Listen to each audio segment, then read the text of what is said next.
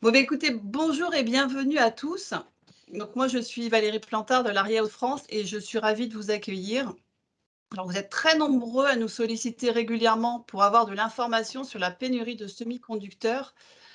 C'est pour cela que nous avons décidé d'organiser ce webinaire aujourd'hui. Alors, ce webinaire est organisé en partenariat avec l'APFA, les ARIA et les pôles de compétitivité automobile nationaux. Et nous tenons à remercier énormément IHS Markit Automotive et plus particulièrement Jérémy Bouchot d'avoir répondu présent une fois de plus. Alors, avant de passer la parole à Jérémy, quelques rappels des bonnes pratiques à suivre pour assurer un bon webinaire. Alors, pour rappel, le webinaire est enregistré. L'enregistrement a déjà commencé. Tous vos micros sont coupés d'office. Gardez-le coupé tout le long de la présentation. Alors, vous pourrez, pour ceux qui le souhaitent, poser des questions durant le webinaire. Alors, vous êtes très nombreux, donc on ne pourra peut-être pas prendre toutes les questions au fur et à mesure, mais sinon, il y aura un temps de questions-réponses à la fin de la présentation. Donc, soit via le chat, soit en levant la main pour vous donner la parole, vous pourrez poser vos questions. Et enfin, à l'issue du webinaire, la présentation et le lien vers le replay seront disponibles, enfin, vous seront envoyés et seront aussi disponibles auprès de votre contact ARIA ou pôle de compétitivité. Voilà, donc je vais laisser la parole à Jérémy pour nous faire un petit point sur la pénurie des semi-conducteurs. Voilà, merci. Merci pour l'introduction. Donc, je vais présenter.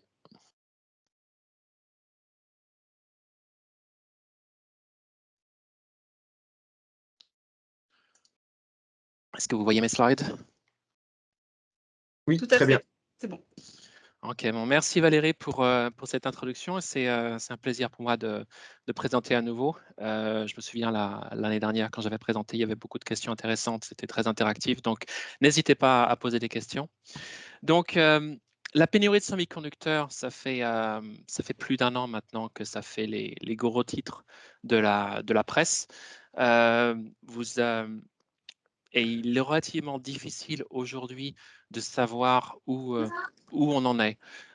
On entend certains fabricants qui sont très optimistes pour l'année 2022 et on entend aussi des voix qui sont beaucoup plus prudentes, qui s'attendent à ce que la pénurie continue pendant un certain temps ici. Donc c'est pour ça que notre titre, c'est est-ce que cette pénurie de semi-conducteurs, c'est le monde d'après, the new normal, ou est-ce qu'on est en train d'en sortir? Et je vais déjà vous donner le résumé de notre analyse. On pense que la crise ou que la pénurie va se résorber quelque peu cette année, que ça va aller mieux en 2022, mais qu'on n'en est pas sorti. On voit encore un déficit structurel pour pour la capacité de fabrication de certaines puces pour l'automobile. Et vu ces capacités en place, vu les investissements qui sont aujourd'hui communiqués, il y a même un risque que la situation empire à nouveau fin 2023, début 2024. Donc oui, ça va s'améliorer un petit peu cette année, mais on n'en est pas sorti. Donc je vais commencer par regarder où on en est aujourd'hui, une récapitulation de ce qui s'est passé l'année dernière en termes de voitures non produites et où on en est aujourd'hui.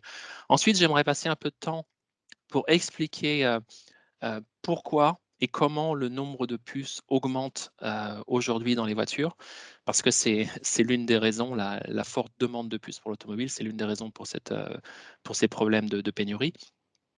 J'aimerais aussi ensuite aborder une ou certaines tendances sur l'électronique automobile dont certains espèrent qu'elles vont aider à résorber cette crise, comme la migration vers des architectures électroniques plus centralisées, ou alors vers la migration vers des process de fabrication beaucoup plus avancés pour les puces électroniques pour l'automobile. Ensuite, dans la dernière partie de ma présentation, j'aimerais quantifier, vous montrer comment on a essayé de quantifier cette pénurie et d'anticiper même la pénurie et la quantifier dans les années à venir. Voilà. Donc d'abord, on peut, comme récapitulatif regarder le nombre de voitures qui n'a pas été produite à cause de cette crise depuis plus d'un an maintenant. On voyait ici, semaine par semaine, ici le nombre de voitures non produites. Et l'année dernière, il y a eu presque 10 millions de voitures au niveau mondial non produites. Donc, c'est énorme. Et ça continue à augmenter. Les derniers chiffres que j'ai vus de mes collègues en début de semaine, je n'ai pas eu le temps d'intégrer ici, c'était 10,4 millions. Donc, ça continue à augmenter. Mais si on regarde cette courbe de plus près, on peut voir différentes phases dans cette crise. Avec la première phase ici, liée à des événements extérieurs, donc c'était au mois d'avril jusqu'au mois de juin. Si vous vous souvenez, c'est là que ça a empiré d'un coup quand Renesas a eu un feu dans une de ses principales usines au Japon pour la fabrication de microcontrôleurs. Et quelques semaines après, il y avait eu cette vague de froid au Texas qui avait aussi impacté la fabrication de microcontrôleurs pour d'NXP et d'Infineon. Donc, on a vu ici cette courbe qui a augmenté plus vite en termes de voitures non produites. Et on a vu ensuite, pendant l'été, à partir du mois de juillet, vraiment jusqu'au début de l'automne, jusqu'au mois d'octobre, on a vu une deuxième accélération de cette courbe, donc un empirement de la situation. Et ça, c'était plus lié à ce qui s'est passé en Asie du Sud-Est, en particulier en Malaisie, où une grosse partie de certaines étapes de la fabrication de puces sont, sont concentrées. En particulier, ce qu'on appelle le back-end, donc le packaging, l'encapsulation et le test, est énormément localisé ou concentré en Malaisie, Philippines, Singapour, etc. Et c'est du mois de juin jusqu'au mois d'octobre, il y a eu de nouvelles vagues de Covid et des confinements très importants qui ont vraiment impacté l'industrie automobile ici pendant ces mois-ci, ces mois, comme je le montre ici. Est-ce qu'on voit enfin la fin de la crise? Peut-être, c'est à la fin de cette courbe ici. Vous voyez, la courbe commence à être beaucoup plus plate. Il y a moins de réduction, moins de coupes dans la fabrication de voitures qui sont associées à la fabrication de semi-conducteurs ou à la non-livraison de semi-conducteurs. Donc là, on peut se poser la question, est-ce qu'on est en train d'en sortir ou est-ce que c'est plutôt que finalement les fabricants de voitures voient les contraintes en termes de livraison de puces comme le nouveau monde, le monde d'après, le new normal, et qu'ils ont finalement intégré ces contraintes à leur plan de production et en conséquence, ils ont moins de disruptions, moins d'arrêts d'usines à annoncer. Là, ce qu'on pense, nous, c'est que c'est un mix des deux. Ça commence à aller mieux, mais c'est aussi que les fabricants de voitures ont intégré ces problèmes d'approvisionnement dans leur plan, et c'est pour ça qu'il y a moins de changements aux annonces de production. Un webinaire sur les problématiques de semi-conducteurs dans l'automobile. Est-ce que vous pouvez tous vous mettre couper votre micro, s'il vous plaît? Merci. Voilà, donc début 2022, comme je vous l'ai dit, il y a certaines annonces qui sont très optimistes. Ici, quelques exemples. Donc, Toyota a annoncé en décembre que janvier allait être un record en termes de production de voitures, avec 800 000 voitures de produites. Ensuite, on a eu au début de janvier plusieurs annonces de Hyundai, de Ford, avec des énormes progressions de leur plan de production pour cette année. Je crois que Hyundai, c'était plus 17%, Ford, c'est encore plus fort. Et donc, c'est très impressionnant et ça donne l'impression que finalement, on est en train de sortir de cette crise. Mais ce qui est vraiment important de garder en tête, c'est que cette chaîne reste très, très, très fragile. La situation reste très fragile. Même s'il y a une amélioration au début d'année, ça reste fragile. Et juste avec quelques exemples, Ford, qui était très, très, comment dire, très optimiste en tout début d'année, quelques semaines plus tard, a coupé déjà ses annonces de production pour le premier trimestre parce qu'ils n'ont pas eu toutes les puces dont ils avaient besoin pour conformément au plan qu'ils avaient annoncé précédemment, quelques semaines avant. Et la même chose pour Toyota. Toyota qui avait fait cette annonce très, très agressive ici, très positive pour le mois de janvier, a quelques semaines plus tard aussi réduit ses annonces parce qu'ils ont été impactés par les inondations en Malaisie qui ont à nouveau affecter la production ou le back-end pour la fabrication des puces. Donc encore d'autres exemples ici. On vient d'entendre qu'un fabricant, l'un des principaux fabricants de microcontrôleurs est obligé de réduire ses livraisons de presque 1 million de pièces pour des microcontrôleurs pour l'automobile à cause de problèmes d'approvisionnement en substrat pour l'encapsulation des puces. Donc voilà, la chaîne industrielle reste très exposée ici. On n'est pas encore sorti de là. Et une autre mesure qu'on peut regarder, je vous montrerai un slide un peu plus tard, c'est le délai de livraison pour les puces. Il est encore plus que 2 fois plus long que la normale pour les puces automobiles. Et ça montre très bien qu'on n'est pas encore, on est très loin d'être revenu à une situation normale, qu'il y a encore des problèmes et des contraintes pour les puces automobiles. Et donc, pour essayer de comprendre un peu mieux pourquoi on en est là, j'aimerais qu'on regarde un petit peu le passé ici. Et ce slide ici, cette courbe montre l'évolution de la moyenne du nombre de puces par voiture jusqu'à 2000, si on regarde jusqu'à 2002, donc pour les 20 dernières années. Et c'est pas une estimation, c'est vraiment basé sur les données qui sont livrées directement par les fabricants de puces, divisées par le nombre de voitures qui ont été produites. Donc, ce sont des données très, très robustes ici. Et si vous regardez cette évolution, le nombre de puces par voiture a augmenté relativement modestement, je dirais, de 2002 jusqu'à 2013-2014. Et on voit ici une accélération de la courbe à partir de 2016-2017. Et là, ça continue à augmenter de plus en plus vite ici, fin 2021. Et donc là, le dernier point, c'est novembre 2021. Et si vous regardez 2021, la moyenne de nombre de puces par voiture de 2021 par rapport à 2017, elle est presque 2 fois plus forte. Et ça aide à répondre à une question qu'on a souvent eue. Pourquoi est-ce que l'industrie a été capable de fabriquer 95 millions de voitures en 2017? 95 millions, c'était le record. Et cette même industrie n'a pas été capable de fabriquer a juste été capable de fabriquer 75 millions de voitures l'année dernière. Et donc la raison, elle est ici. Ces 75 millions de voitures produites l'année dernière ont consommé finalement beaucoup plus de puces que ces 95 millions de voitures produites en 2017. Et cette courbe continue à augmenter comme vous le voyez là. Donc, c'est vraiment très important de comprendre ici qu'on ne peut pas vraiment comparer la situation aujourd'hui avec ne serait-ce qu'il y a 3, 4 ou 5 ans. Et la raison pour ça, pour comprendre cette accélération de la demande de puces, il faut essayer de regarder l'évolution du mix de voitures qui sont produites et vendues ces dernières années et dans le futur.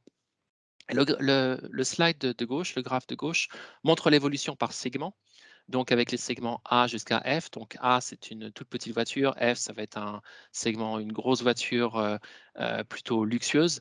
Et on voit Est-ce que tout le monde peut se mettre en mute, s'il vous plaît? Merci. Allô, allô? Oui, oui, bonjour Sébastien. Et ce qu'on peut voir ici, c'est que l'évolution des segments D, E, F donc, augmente finalement ces dernières années. Et donc, vous pouvez imaginer une voiture E ou F, par exemple, donc une Mercedes S-Class va consommer beaucoup plus de puces qu'une Mercedes A-Class, par exemple. Donc ça, c'est l'une des raisons pour cette accélération de la demande. Et de façon beaucoup plus importante, et tout le monde est au courant, mais c'est vraiment intéressant de le montrer avec des chiffres ici, l'accélération d'électrification. Donc en 2019, avant cette crise, simplement 8% des voitures produites étaient hybrides ou électriques, et cette année, ça va être 25%. Et c'est vraiment très important parce qu'une voiture électrique ou hybride va consommer beaucoup plus de puces qu'une voiture avec un moteur thermique. Pas simplement pour la fonction de propulsion, mais ce qu'il faut aussi comprendre, c'est qu'une voiture électrique pour le même segment va être vendue avec davantage d'équipements de conduite assistée, par exemple, donc ADAS, ou davantage d'équipements de confort, d'infotainment, multimédia, etc. Et donc, pour cette raison, on va consommer beaucoup plus de puces que la même voiture avec un modèle thermique. Et donc ça, c'est vraiment l'un des points fondamentaux qui explique cette accélération que j'ai montrée ici de la demande de puces par voiture. Et on est allé une étape plus loin pour essayer de quantifier cet impact. On a basé sur une analyse d'une centaine de voitures ici. On a regardé en fait la distribution du nombre de puces par segment et par type de propulsion. Et on a fait cette analyse en particulier pour deux types de composants qui ont été les principaux goulets d'étranglement l'année dernière, donc les microcontrôleurs et les puces analogues ici. Et donc, si vous regardez ici de gauche à droite, une voiture sur le segment A va consommer beaucoup moins de puces qu'une voiture sur un segment F, donc comme je vous l'ai déjà indiqué. Mais de façon encore plus intéressante, si vous regardez sur le même segment, par exemple le segment C, par exemple une Golf, en moyenne, une voiture sur ce segment C thermique va consommer à peu près la moitié du nombre de puces qu'une voiture électrique sur ce même segment. Et si vous regardez en termes de puces analogues, c'est encore plus fort, cette évolution. Et donc, vous pouvez comprendre ici comment cette évolution, finalement, cette accélération d'électrification et cet accroissement des segments plus élevés des voitures augmente finalement et accélère la consommation des puces ces dernières années ici. Donc, on a parlé du passé. J'aimerais parler du futur un petit peu et vous avez peut-être entendu parler de certaines annonces liées à Tesla, par exemple, qui indiquaient que Tesla s'en est mieux sorti avec cette crise de l'année dernière parce qu'ils ont mieux anticipé et à cause des architectures avancées qu'ils utilisent ou alors à cause du fait qu'ils utilisent des puces avec des process plus avancés. Et c'est vrai à un certain degré, c'est vrai pour certains types de puces. Et donc, on le montre ici à gauche sur ce graphique. Ce qu'on montre ici de façon très, très simplifiée, c'est la migration de Tesla vers des architectures électroniques beaucoup plus centralisées. Donc, ce qu'on appelle avant, l'ensemble des voitures avait une architecture distribuée, donc un boîtier électronique par fonction, de façon simplifiée. Et Tesla était vraiment le pionnier pour migrer vers des architectures beaucoup plus centralisées. Et ce qu'on voit ici, c'est l'impact en termes de microcontrôleurs. Donc la Tesla Model S en 2013, donc avec une architecture très, très standard, utilisait autour de 80 microcontrôleurs. La Tesla Model Y 2020, donc assez similaire ici, a utilisé 4 fois moins de microcontrôleurs grâce à cette migration ici vers une architecture plus centralisée. Donc on voit ici que finalement c'est vrai, les migrations vers des architectures plus centralisées qui sont la tendance pour les prochaines années réduisent la demande par voiture pour les microcontrôleurs, c'est vrai. Ce qu'on voit pour les microcontrôleurs, qui je le répète ici, était vraiment l'un des principaux goulots d'étranglement l'année dernière, ce qui est vrai aussi, c'est qu'ils migrent vers de nouveaux process de fabrication de puces. Aujourd'hui, la plupart des microcontrôleurs sont fabriqués sur des process à 130, 90 ou 40 nanomètres. Donc, c'est la résolution ici pour la lithographie, pour la fabrication des puces. Et ce qu'on observe, c'est que la prochaine génération de microcontrôleurs commence à migrer vers des process plus avancés, à 28 nanomètres. Et c'est très important parce que c'est aussi là, sur ce toit de 28 nanomètres, que les fonderies, donc les fabricants de puces, qui ont les grosses usines, qui sont les sous-traitants pour NXP, Infineon, ST, etc., Renesas, 28 nanomètres, c'est l'un des nœuds sur lesquels ils ont le plus investi pour les prochaines années. Donc, c'est un bon signe et cette tendance devrait aider finalement à résorber cette crise d'approvisionnement pour les microcontrôleurs. Par contre, ce qui est très important de comprendre, c'est que les microcontrôleurs, ce n'est qu'une partie des puces qu'on utilise dans les voitures. Donc, dans ce slide ici, j'ai essayé de montrer les principales types de puces qui sont utilisées dans une voiture, donc les microcontrôleurs, les processeurs, les puces analogues, etc., et de les ordonner par process de fabrication. Et j'ai monté ici les années de déploiement finalement de ces process. Donc, ce que vous voyez tout de suite ici, c'est qu'il y a une grosse partie des puces utilisées dans une voiture qui utilisent des process de fabrication relativement vieux. parfois qui ont été déployés dans les années 90 ou 2000. Et ces process de fabrication, donc à 300 nanomètres, 180 nanomètres, donc, se réduisent avec les années. Aujourd'hui, on commence à voir les premières puces pour l'automobile fabriquées en 5 nanomètres. Mais finalement, il n'y a qu'une très petite partie finalement des puces pour l'automobile qui utilisent ces process plus avancés.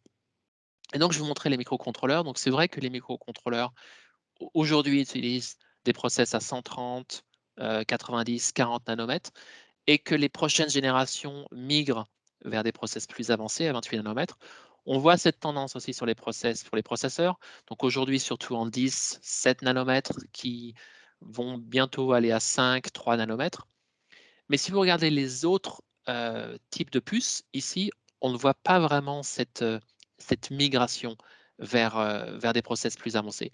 Les puces analogues, par exemple, vont continuer à être fabriquées sur 300, 130, peut-être 65 nanomètres, mais pas plus bas. Et ça, pour des raisons physiques, ces types de puces ne migrent pas en fait vers ces process plus avancés. Et j'attire en particulier votre attention sur les puces analogues parce que c'est là où on voit dans le futur le principal risque pour l'approvisionnement pour les puces automobiles. Et pour plusieurs raisons. Donc, les puces analogues, il y en a beaucoup. Il y en a plusieurs centaines par voiture, contre quelques dizaines pour les microcontrôleurs. On a besoin de puces analogues pour certaines fonctions très basiques. Donc, dans chaque boîtier électronique, on a besoin de puces analogues pour toutes les fonctions de gestion de puissance, par exemple. On a besoin de puces analogues pour tous les transceivers, donc pour tous les bus, LIN, CAN, FlexRay, etc. On a besoin de puces analogues pour les fonctions RF, pour tous les drivers, pour les moteurs, pour les LED, etc.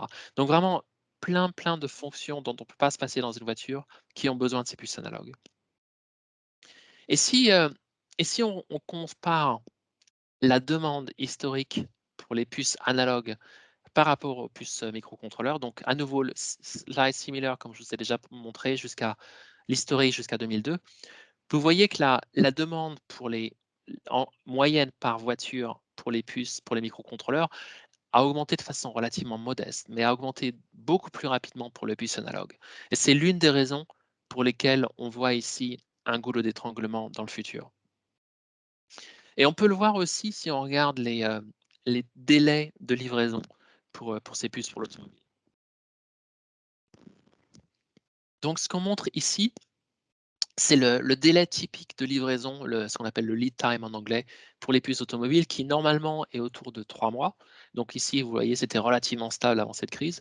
Et ce délai a vraiment explosé quand les premiers signes de pénurie de puces fin 2020 sont apparus.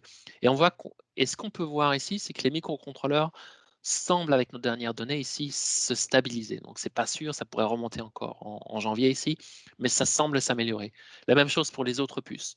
Mais si vous regardez les puces analogues, on est encore sur une courbe ascendante qui semble indiquer que les contraintes sur les puces analogues ne sont pas en train de s'améliorer, ce qui confirme ce que je viens de dire avant. Excusez-moi.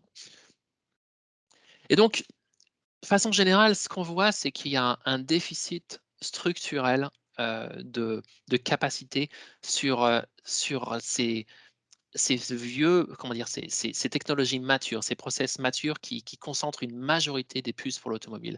Et le problème, c'est que ces process avancés ne sont pas nécessaires simplement pour l'automobile, ils sont aussi en forte demande pour la téléphonie mobile. Les téléphones portables ont aussi besoin de plus en plus de puces analogues pour les fonctions de gestion de puissance, pour les fonctions RF, donc de communication, pour l'audio, haute performance, pour les paiements sans contact. Il y a plein de fonctions qui ont besoin de puces analogues et ça augmente. Et donc, vous imaginez l'automobile en concurrence en termes de capacité avec la téléphonie mobile, ce n'est pas un bon signe. Et ce qui est encore plus préoccupant, c'est si on regarde les données en termes d'investissement. Là, voici les données de CEMI, donc l'organisation, l'association qui recoupe toutes les données en termes d'investissement pour la fabrication de puces. 86% des investissements qui sont annoncés pour 2021 et pour 2022 sont concentrés sur ces process avancés de 28 nanomètres jusqu'à 3 nanomètres, 2 nanomètres, etc. Et finalement, si vous regardez le nombre de puces qui sont utilisées dans une voiture sur ce type de process, c'est vraiment minimal. Il y a peut-être 2, 3, 4 processeurs ici très avancés, et il va y avoir une dizaine de puces de mémoire, peut-être quelques caméras ici, mais la plupart sont aussi avec des process moins avancés.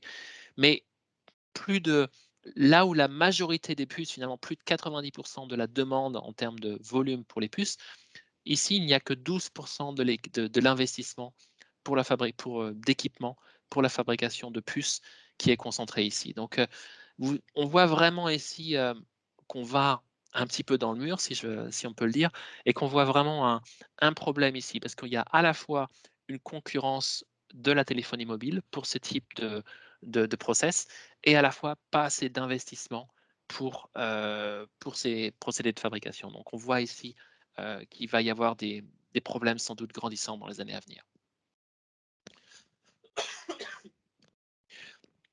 Donc on a identifié maintenant quel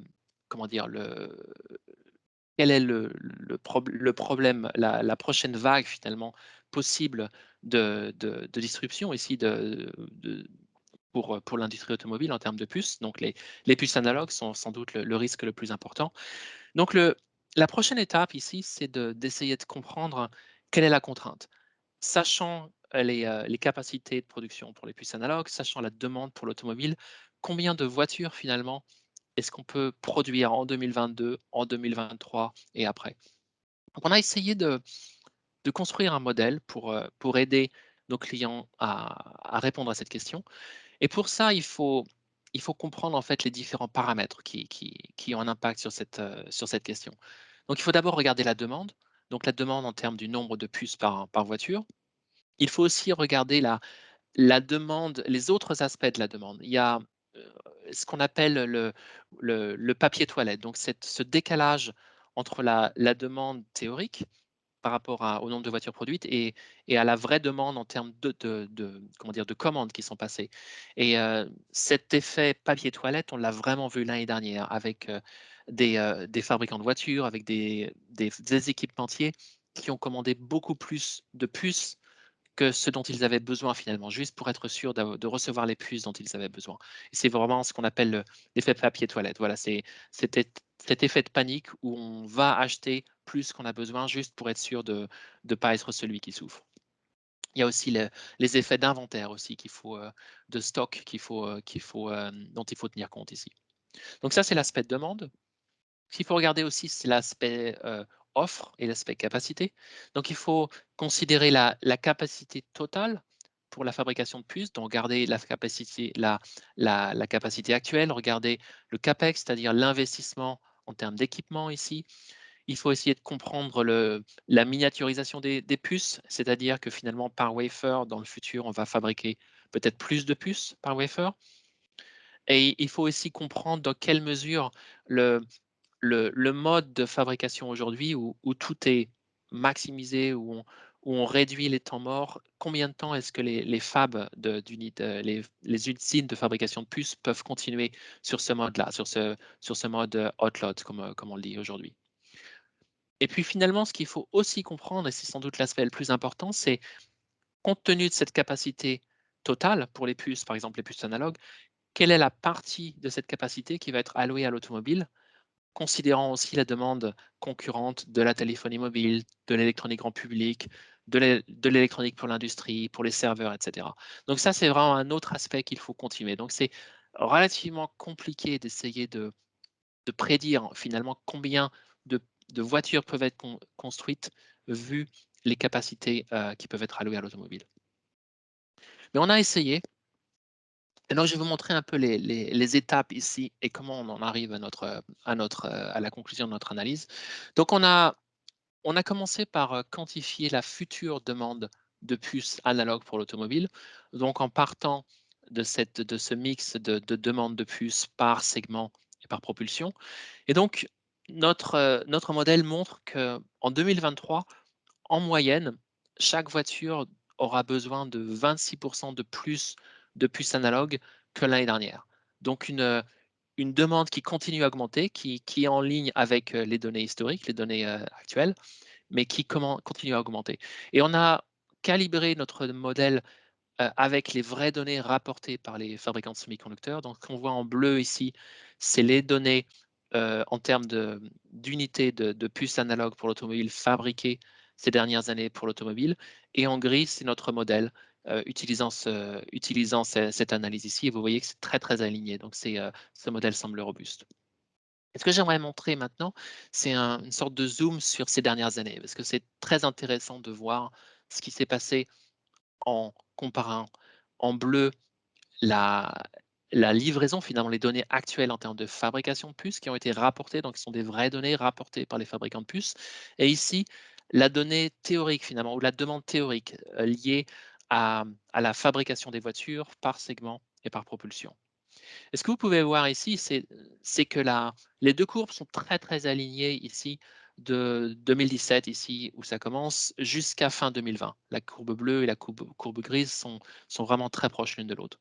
Par contre, ce qui est vraiment très intéressant de voir, c'est que les deux courbes divergent ici. La courbe bleue reste plate ici, c'est-à-dire que la fabrication de puces est restée relativement stable toute l'année dernière, juste commencer à augmenter un peu à la fin de l'année, alors que finalement, la demande de puces ici, théorique, a baissé. Et je vais vous expliquer pourquoi on dit que la demande de puces a baissé. Ici, j'ai rajouté la fabrication de voitures ici. Donc ça aussi, ce sont des données actuelles.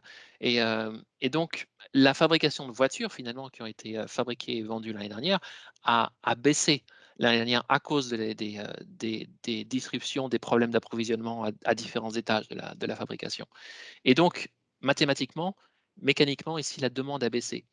Et donc, la fabrication a réaugmenté en fin d'année et donc la demande a recommencé à augmenter.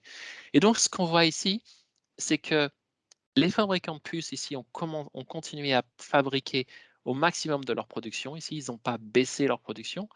Et c'est aussi parce que cet aspect, c'est l'aspect papier toilette dont je vous parlais, les clients ont continué aussi à commander autant qu'ils pouvaient ou même à amplifier. Ils ont tiré les leçons de ce qui s'est passé en 2020 quand ils sont passés en fin de queue en réduisant leurs commandes. Donc l'année dernière, les fabricants de voitures et les équipementiers n'ont pas réduit leurs commandes et ils ont continué à acquérir autant de puces qu'ils pouvaient ici. Et ce que ça veut dire ici, c'est que ce décalage entre la fabrication de puces et en fait la demande théorique de puces, vu le nombre de voitures qui sont sorties des usines, ça veut dire qu'il y a un excédent de puces l'année dernière qui a été fabriqué. Et on montre ici en orange cet excédent de puces. Et c'est très contre-intuitif finalement de parler d'un excédent de production l'année dernière, alors que tout ce dont on parlait ici, c'était de pénurie de puces. Et donc c'est important d'essayer de comprendre où sont passées toutes ces puces, parce qu'elles ont été fabriquées. Et en fait, on pense qu'une grande partie de ces puces, finalement, sont coincées, sont quelque part dans le process de fabrication. Parce que, par exemple, si vous considérez un boîtier électronique qui aurait besoin de 50 ou de 100 puces, si il y a une puce qui manque, les 49 ou 99 autres puces qui sont nécessaires pour ce boîtier électronique vont quand même être produites. Et finalement, une petite partie de ces autres puces vont peut-être être réallouées à d'autres types de systèmes, mais simplement une partie. Donc, il y a vraiment à cause de tous ces problèmes d'approvisionnement, il y a une partie des puces qui ont été produites, mais qui sont coincées quelque part dans la chaîne de fabrication, en attendant que les puces qui sont manquantes, finalement, soient livrées.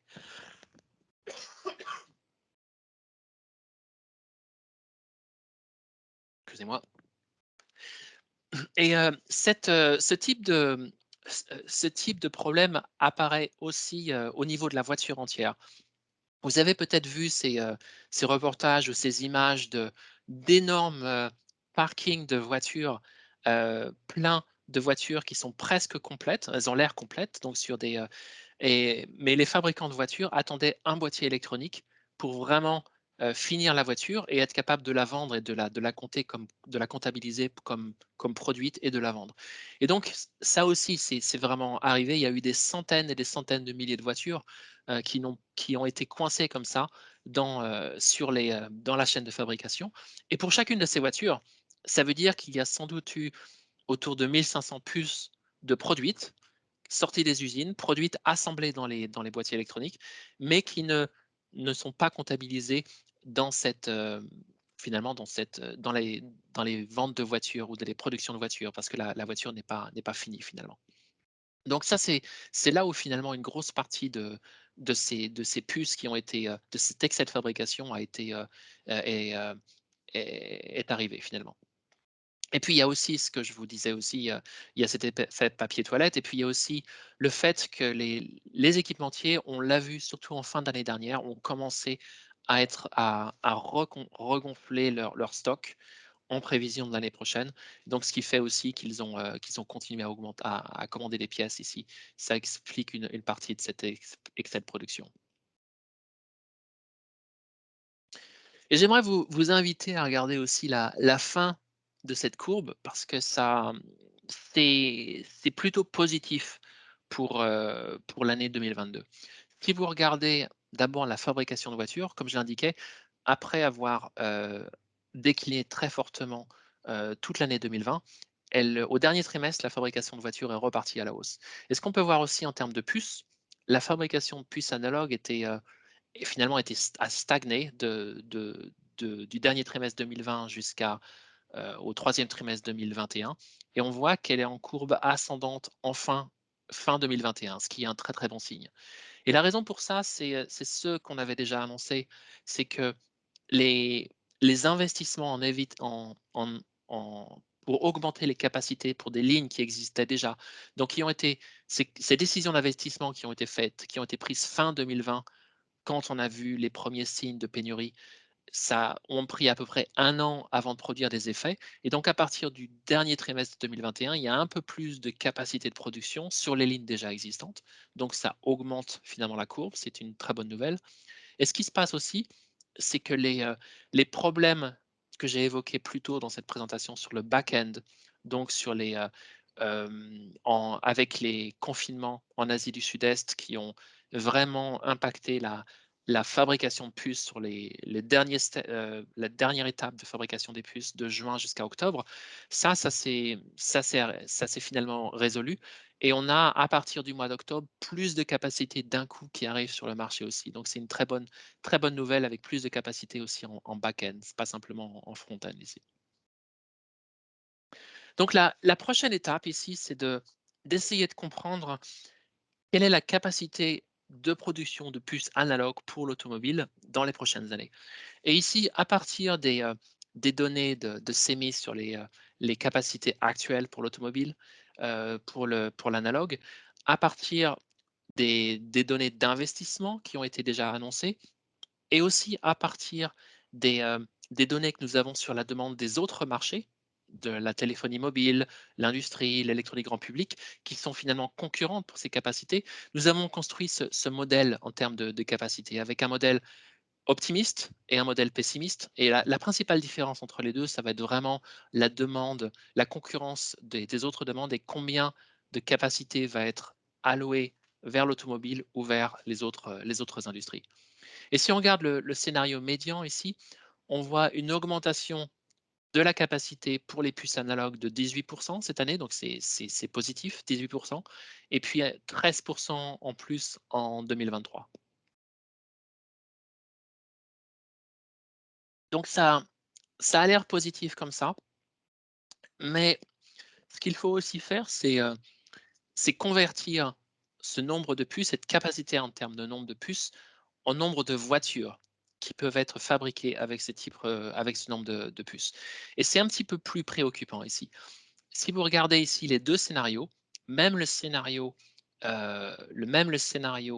optimiste ici montre finalement une sorte de plateau juste en dessous de 25 millions de voitures, en termes du nombre de voitures qui peuvent être fabriquées, vu les contraintes en termes de capacité pour l'analogue dans les 2 prochaines années, en 2022 et en 2023. Donc, ce n'est pas une énorme explosion, c'est vraiment important de voir ça ici, de la capacité. Et ce qui est encore plus préoccupant, c'est que dans les 2 scénarios ici, la capacité traduite en termes de voitures commence à baisser à la fin de 2023 et début 2024. Et c'est un petit peu difficile à comprendre a priori, mais est-ce que j'invite à vous souvenir du graphe que je vous ai présenté un petit peu avant, qui montrait que la demande pour les puces analogues continue à augmenter très fortement. En 2023, chaque voiture aura en moyenne besoin de 26% de plus de puces analogues qu'en 2021. Et ce que ça veut dire, c'est que malgré cette augmentation de la capacité ici que je vous ai montré, cette augmentation de la capacité de fabrication de puces n'est pas suffisante pour absorber la demande qui continue à accroître sur ce type de puces dans l'automobile ici. Et c'est vraiment très important de garder ça en tête ici, et c'est finalement le point le plus préoccupant de notre analyse. Et donc là, j'ai rajouté notre prévision de voiture pour l'automobile. Donc, de façon générale, le message principal, c'est que le marché automobile, dans les prochaines années, ne va pas être défini par la demande, comme il l'a été par la demande des consommateurs, comme il l'a été pendant les 10, 20, 30 dernières années. Il va continuer pour les prochaines années à être défini par l'offre et en particulier par les contraintes de semi-conducteurs. Et ce qu'on peut voir ici, c'est que voilà, l'offre, donc la demande pour 2022-2023 est en ligne avec un scénario médian en termes de production, mais qu'il y a vraiment un risque fin 2023-2024 ici, avec finalement plus de pression et finalement peut-être à nouveau des problèmes d'approvisionnement. Je ne veux pas être trop pessimiste ici. C'est pour ça que j'ai rajouté ces commentaires. Quelques notes ici. De façon générale, c'est un modèle qui a beaucoup de variantes, et je dirais qu'à partir de mi-2023, il devient moins robuste. Donc, ne prenez pas ici prenez ce scénario ici plutôt comme une alerte à l'industrie. C'est basé sur les capacités qui sont connues aujourd'hui en termes pour la fabrication de puces. C'est basé sur les investissements qui sont connus aujourd'hui aussi, janvier 2022. Ce qu'on espère, c'est qu'en en sonnant l'alarme ici, c'est qu'il va y avoir davantage finalement de capacité d'allouer ici, et qu'il va y avoir plus d'investissements finalement venir pour rehausser finalement ces plateaux, cette limite qu'on voit aujourd'hui avec les données actuelles. Et ce qui est important aussi de garder en tête, c'est que ça dépend de la demande des autres industries. Et là aussi, c'est quelque chose qui bouge. Mais de façon générale, un risque fin 2024, fin 2023, début 2024. Et le message principal ici, c'est que le marché automobile va rester défini par les contraintes en termes de livraison de puces. Donc, le message de ma présentation, c'est que oui, c'est le monde d'après, finalement, c'est le new normal, comme on le dit en anglais. Et on voit que finalement, la chaîne industrielle, en particulier les fabricants de voitures, se préparent pour ça.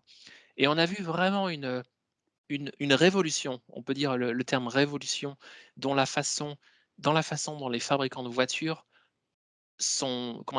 considèrent les puces ces 12-13 derniers mois.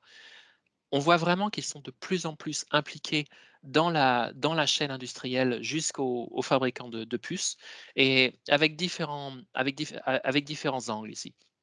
Donc, ce qu'on voit d'abord, c'est que les fabricants de voitures ont commencé à coopérer non plus avec leur Tier 1, avec leurs équipementiers, avec leur Tier 2, avec les fabricants de puces, mais ils commencent à coopérer avec les Tier 3, donc avec les fabricants avec les fonderies, donc ceux qui sont les sous-traitants des fabricants de puces, donc les TSMC, Global Foundries of this world, de ce monde. Et c'est vraiment quelque chose de très nouveau. Et on voit ici les dernières annonces qui sont très récentes. Ford qui annonce une coopération avec Global Foundries en novembre, General Motors avec TSMC, BMW avec Global Foundries. Donc tout ça vraiment concentré depuis novembre. Donc c'est très, très nouveau. Ce qu'on voit aussi, c'est que les fabricants de voitures sont plus impliqués dans dans le design même des boîtiers électroniques et des puces qui vont être choisies et même des puces qui vont être designées ici. Et l'un des exemples les plus intéressants qu'on a trouvé, c'est l'exemple de General Motors ici, qui a annoncé récemment une coopération avec une série de fabricants de puces, Qualcomm, ST, Renesas, onsemi, NXP, etc. Et leur objectif, finalement, c'est de changer la façon dont les puces sont designées pour l'automobile. Aujourd'hui, vous allez avoir énormément de puces qui sont très spécialisées pour une fonction unique. Une puce dédiée, par exemple, au système de freinage, une puce dédiée au, euh, au système airbag, par exemple, ou TPMS pour la pression des pneus. Ce qui veut dire que c'est que finalement, il y a beaucoup de points, de chaînons qui peuvent être le chaînon manquant finalement dans cette fuse. Ils sont très exposés avec cette énorme diversité de puces qui sont nécessaires pour une voiture. Et ce que General Motors, commence à changer ici, c'est de se débarrasser de ces puces très spécialisées et d'utiliser beaucoup plus des puces qui peuvent être utilisées de façon plus universelle pour de nombreuses fonctions. Et leur objectif est vraiment très ambitieux. Donc, s'ils regardent les microcontrôleurs, leur objectif, par exemple, est de réduire par 95% la diversité, la variété de microcontrôleurs qu'ils utilisent pour leurs véhicules. Et là, on peut comprendre vraiment qu'ils seront beaucoup moins exposés s'ils ont finalement une puce qui peut être utilisée pour beaucoup plus de choses. Cette puce, à cause de ses volumes, va avoir beaucoup plus de volume et va avoir aussi la priorité dans la fabrication. Et c'est quelque chose que j'ai entendu d'autres fabricants en Europe aussi, mais ça n'a pas été encore annoncé. Et finalement, une autre approche qui est très intéressante, c'est l'approche de Stellantis qui a annoncé récemment sa coopération avec Foxconn. Donc Foxconn n'est pas un fabricant de semi-conducteurs historique. Foxconn, c'est un assembleur électronique. C'est la société qui fabrique tous les produits pour Apple. Tous les iPhones, tous les iPads, etc. sont fabriqués par Foxconn. Foxconn a récemment commencé à investir dans la fabrication de semi-conducteurs aussi. Ils ont acquis une vieille fab en 6 pouces qu'on pense qui pourra être utilisée pour les composants de puissance, pour l'électronique, pour les voitures électriques. Et au départ, quand on a entendu parler quand Stellantis a annoncé cette coopération, on s'attendait à ce que ce soit l'angle en fait de cette coopération. Et en y réfléchissant plus ce qu'on pense maintenant, c'est que Foxconn, qui a un énorme pouvoir d'achat finalement auprès des fabricants de semi-conducteurs, parce qu'il achète tellement de puces pour Apple, qui est le roi finalement de cette chaîne, qui a toujours la priorité. Ce qu'on pense, c'est que Foxconn utilise finalement cette position très particulière qu'il a grâce à sa fabrication et à ses achats pour Apple, pour avoir la priorité aussi pour l'achat de puces automobiles pour ses clients. Et ça peut être aussi un autre angle dans cette coopération entre Stellantis et Foxconn pour aider finalement Stellantis à passer devant la queue, devant tout le monde ici, grâce à son partenaire Foxconn. Donc on voit ici quelques approches très différentes ici qui sont vraiment intéressantes des fabricants de puces pour se garantir leur approvisionnement dans les années à venir ici. Donc, on vient à mon dernier slide maintenant. Donc, de façon générale, oui, les pénuries de puces, c'est le monde, c'est le nouveau monde, c'est le monde d'après, the new normal. On s'attend à ce que cette année, ça commence à aller mieux. Il va y avoir plus de capacité sur les fabs existantes qui ont commencé à se faire sentir dès fin 2020. Donc ça, on a déjà commencé à le voir avec la courbe de fabrication fin 2021. On voit aussi que les problèmes d'approvisionnement sur la chaîne, sur l'encapsulation des puces en Asie du Sud-Est avec les confinements du Covid, ça s'est résorbé et ça va mieux. On voit aussi que les fonderies, en particulier TSMC, à partir de la deuxième partie de 2022, vont être capables d'allouer plus de capacité pour l'automobile par rapport à l'électronique grand public ou à la téléphonie mobile. Donc, c'est une très, très bonne nouvelle.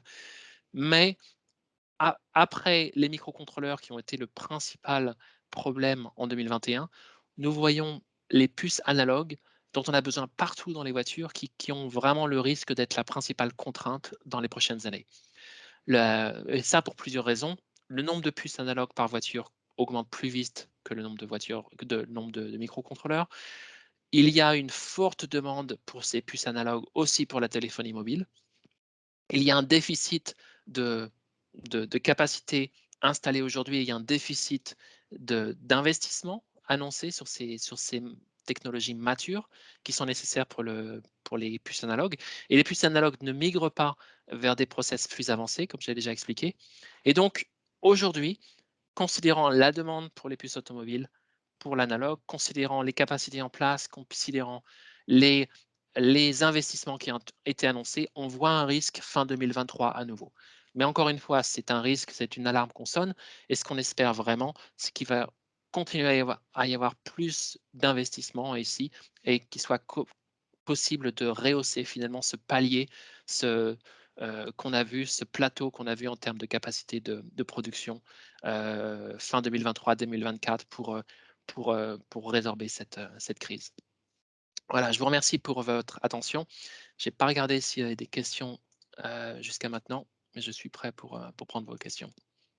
Merci Jérémy. Oui, il y a eu quelques questions. Alors, moi, je vais me permettre d'ouvrir le bal et d'en poser une.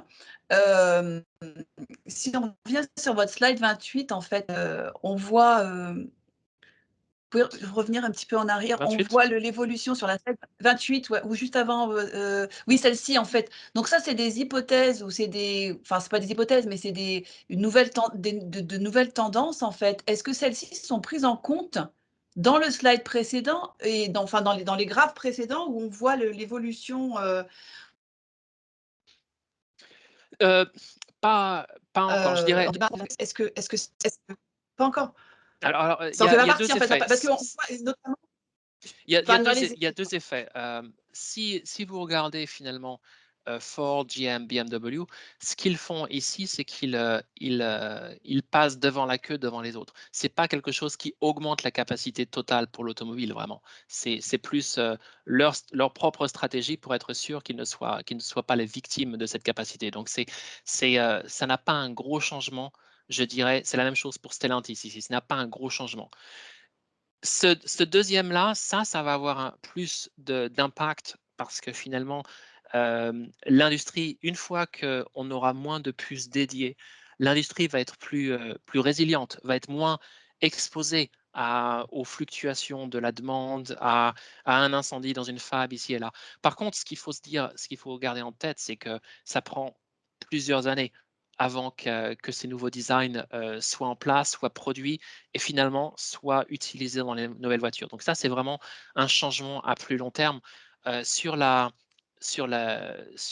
fenêtre ici, jusqu'à fin 2023, on ne va pas encore voir les résultats de ce type de nouvelle approche ici. D'accord. Ok. Merci Jérémy. Du coup, alors je vois qu'il y a une main levée, donc je vais passer la parole. Donc c'est Monsieur Burnotte qui avait une question. Je vous laisse vous exprimer. Allez-y. Pas forcément une question, mais plutôt des informations complémentaires. Donc, je suis directeur général d'Alliancis et président du SNES, hein, le SNES étant le syndicat professionnel des fabricants d'électronique français. D'accord. Donc, je suis 100% en phase avec ce que vous annoncez. Okay. Alors, j'ai annoncé ça il y a déjà 4 ou 5 ans et j'étais un peu tout seul, personne ne m'a écouté. Et j'attire votre attention sur le fait qu'aujourd'hui, il y a beaucoup de choses, on parle beaucoup de semi-conducteurs, mais personne ne parle des composants passifs. Aujourd'hui, il y a des arrêts de production, y compris sur des usines d'automobiles, à cause de composants passifs. Et à ma connaissance, on augmente les capacités de production en semi-conducteurs, vous venez de le dire, vous venez de le démontrer, alors pas forcément de la bonne façon, puisqu'il n'y a pas une répartition entre les investissements et les besoins qui sont en phase. Maintenant, ce que je peux vous dire, c'est que, comme je me plais souvent à le dire, on a augmenté la capacité de fabrication des moteurs, mais personne ne s'occupe de savoir si on va avoir des roues. Donc aujourd'hui, il n'y a pas, à ma connaissance, d'augmentation de capacité de production de composants passifs, donc les résistances, les condensateurs, enfin tout ce qu'on va bien. Ouais. Et aujourd'hui, je peux vous dire qu'on est en arrêt de production de manière constante pour des problèmes de composants passifs. Et donc, j'ai déjà eu l'occasion de m'exprimer plusieurs fois au niveau de l'État et dans différentes conférences. Donc je profite d'aujourd'hui pour le redire, attention, parce que dans les composants passifs, ça, il n'y a pas de maîtrise des Européens, hormis TDK qui a racheté les usines de nos amis, de nos ex-Siemens. Ouais. C'est des technologies qu'on ne maîtrise plus. Moi, j'ai fait 20 ans de Philips, hein, donc c'est des choses que je connais assez bien. Et aujourd'hui, malheureusement, tous les investissements sont fléchés vers les semi-conducteurs et il ne reste pas grand-chose, ou en tout cas, on n'en entend pas parler de ce qui est en train de se faire pour les composants passifs, je viens de le dire. Donc, dans les composants passifs, il y a les CAPA, les résistances. Il y a aussi des composants qui sont de plus en plus sollicités, donc les selfs. Et avec les selfs, il y a des problèmes de matériaux, notamment de ferrite. Et ça, c'est pas des choses qu'on peut changer en quelques semaines, en quelques mois. Et donc, attention, parce qu'effectivement, il y a des choses qui se font côté semi-conducteurs qui sont insuffisantes. Mais je peux vous dire que côté composants passifs, ça sera le problème majeur si ce n'est pas déjà le cas dans certaines des usines qui vous concernent. Ouais. C'est quelque chose dont on a entendu parler souvent. C'est pas on ne suit, mon équipe est vraiment dédiée aux semi-conducteurs, donc on ne suit pas. Mais on entend souvent, je confirme ce que vous dites, on entend souvent des questions là-dessus et on entend souvent des alarmes sur le fait qu'il y a, voilà, il y a pas assez d'investissement sur ce type de composants. C'est vrai. Je suis d'accord avec vous. Et donc on va devoir encore souffrir très longtemps si personne s'en occupe. En fait, le problème des composants passifs, c'est que déjà, rien que leur nom les dessert. Et donc, trouver des investisseurs pour les composants actifs, c'est encore assez facile. Mais dans les composants passifs, ça émeut personne.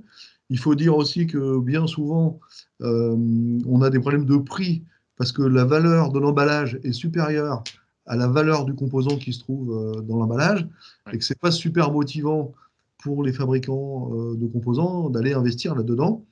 Mais sans résistance et sans CAPA, les microprocesseurs ne servent pas à grand-chose.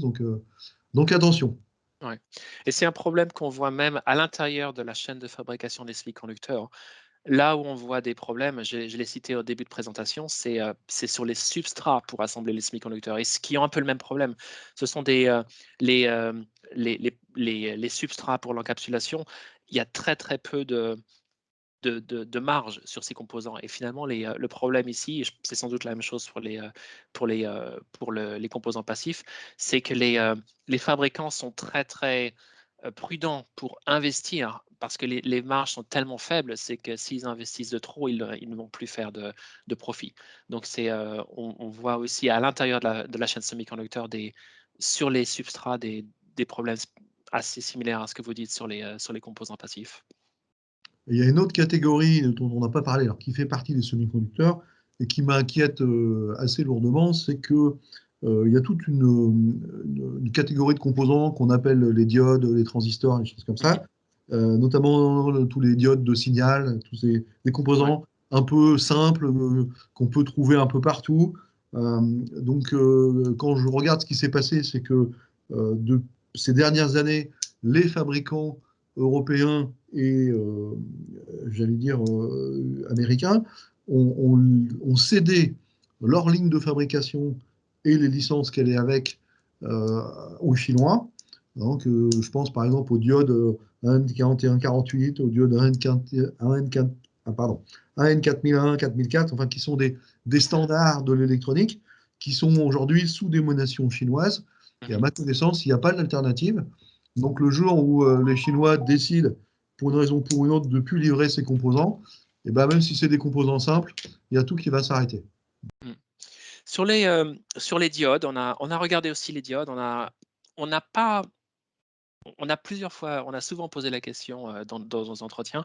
On n'a pas entendu d'exemple, peut-être qu'on en a raté, mais on n'a pas entendu d'exemple où les diodes étaient la raison pour une voiture qui n'était pas fabriquée. Non, ce n'est pas le cas aujourd'hui. Hein. Ouais.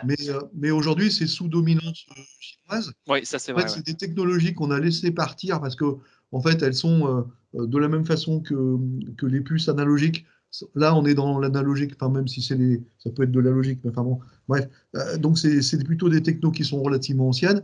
Pour gagner de la place ou pour pas réinvestir, on a laissé filer ça. Et c'est des composants qui sont plus maîtrisés par les Européens ni souvent par les Américains. Et attention, parce que ces technologies simples qui sont pas chères et qu'on trouve partout peuvent devenir des goulots d'étranglement de manière extrêmement forte et rapide si on n'y prend pas garde. Ouais. Je me permets, je vous coupe parce qu'on est arrivé à la fin du temps. Il y a une dernière main levée, donc je voudrais quand même passer la parole. C'est Monsieur Génie. Oui, moi j'ai deux questions. Bon, déjà, je comprends que le choc d'offres, il n'est pas prêt de s'arrêter, hein, compte tenu de tout ce qu'on entend.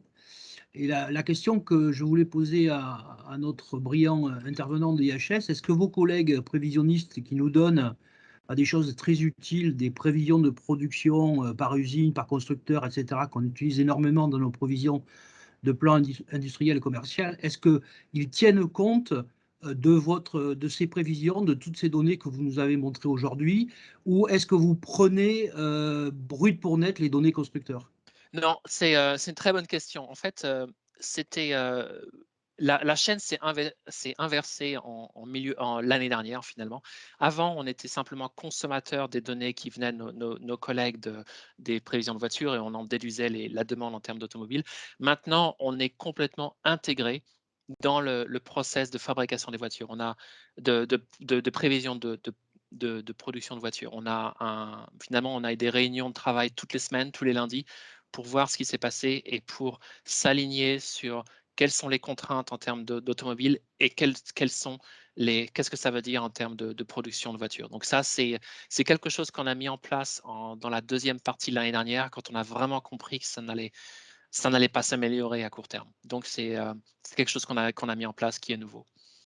Donc, si je comprends bien, et pour finir, l'indice de confiance, il est bon jusqu'à 2023 et il diminue à partir de fin 2023 et surtout sur 2024. Voilà, parce que en fait, les données dont on a besoin pour ça, c'est la donnée fondamentale, finalement, c'est les capacités en place et l'investissement. Et on a ces données-là jusqu'à 2022 pour les capacités et jusqu'à 2023 pour l'investissement. Donc, c'est à partir de là, c'est pour ça qu'on est plus juste dans la continuation, mais c'est moins robuste. Merci infiniment. Okay. Merci Jérémy. Je passe, donc on a épuisé le temps. Je passe juste une dernière remarque qu'on a dans le chat là, de Stéphanie Maudou qui dit « Les alliances comme celle de Stellantis-Foxconn ont-elles déjà une incidence aujourd'hui? Par exemple, depuis fin 2021, Stellantis ferme moins de sites que d'autres constructeurs et présente de belles prévisions pour le premier trimestre 2022. Est-ce grâce à un approvisionnement de puces via ce partenariat ?» Ah, je ne sais pas encore. Je n'ai pas l'information.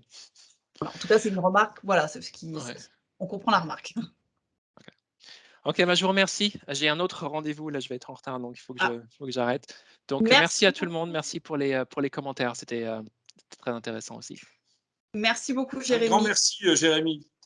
Merci, au À revoir. bientôt. Merci beaucoup. Au revoir. Impressionnant. Au À revoir. bientôt pour la suite. Merci. Merci.